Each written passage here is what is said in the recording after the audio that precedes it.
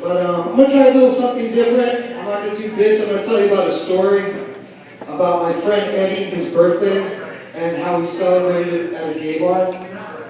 And it was actually, no, you can applaud. Gay bars are cool. Well, not too much. You can still be prejudicial.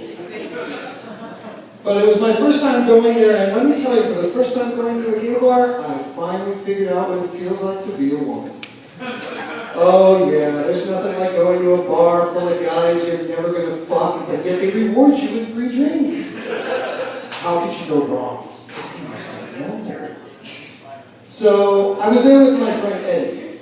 Now, my friend Eddie is kind of like, if you know like CeeLo Green, but you gave him like Barry White's voice and made him gay, he's just this really cool guy. And the best thing about it is that he likes football. So me and him, we go to this bar, I think it was called The Bottom Line in Tampa. He's a big Tampa Bay fan. And we're just sitting there talking trash, fucking with each other. And I'm like, you know, Tampa Bay's never going to the Super Bowl, you know that, right? He's like, yeah, fuck you, Dolphins suck dick. I'm like, yeah, but you actually suck dick. Like, that's why we're here. But I'm very jealous of Eddie, because Eddie's always had a way of reading people's emotions, really being able to touch people without actually having to be overly complicated. And I am like the exact fucking opposite. Like, for me to figure out how a woman's feeling, it's just, that kind of fucking situation is like me playing Jenga on top of a yak that's having a seizure that's just been pushed out of a fucking window. It's just impossible for me. But for him, easy. Just walks up, it's like, hey, Eddie, nice shirt. Bill, nice beard. Would you like to put your penis in my anus? Of course. Tony, keep the stool warm. I'll be right back.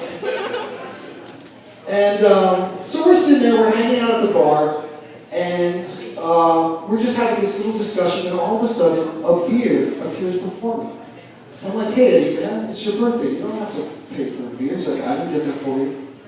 Bartender walks up, excuse me, this is from the gentleman over at the end of the bar. He'd like to come over and talk to you. I was not prepared for that. I was like, well, and all of a sudden I see the guy come up, kind of this Miami Vice, really overly tan, too many pastels, comes up, shows me his cup, and then just kind of goes wide-eyed and goes right back into his seat. I've never had my self-esteem rise so high and then come crashing down. Because in my head I'm thinking he's all like, hey, that guy looks pretty cute. Oh shit, is that a little baby man? Oh my god, I can't believe I fucking touched him. No, it's okay, no, cut him off. He might come over here and think I'm his dad. And so I'm sitting over there and I'm like, what the fuck? And then all of a sudden I see a beer appear before Eddie. And I'm kind of like, that's weird. This happens 2 times throughout the night. And I notice every time I get a beer, guy gets up, gets scared, hands it up, and then there's another beer in front of Eddie. What I figured out is that Eddie was fucking scheming into my free drink then. Because every time they get up to come over, he just mug face me. Just like, well, you can buy my bitch a beer? I bet you're not going to buy me. That's goddamn right, you give me a beer. You sit your ass right there. I was his fucking drink bitch the whole night. The whole fucking night. Just like, okay, can I get it? How do you think? No? Okay, well, fuck it. You know how he is. But, so it's like the end of the night, and, you know, we're all drunk as shit, going through the dance floor, which is like a sweaty, topless, like, car wash. It's like, oh, hey, that nipple piercing looks infected. Oh, yeah. So we finally go to the back of the bar. I'm drunk. I'm unloading on this old guy, and he's just like, I'm just telling him, like, I don't think this fucking comedy thing's gonna do good.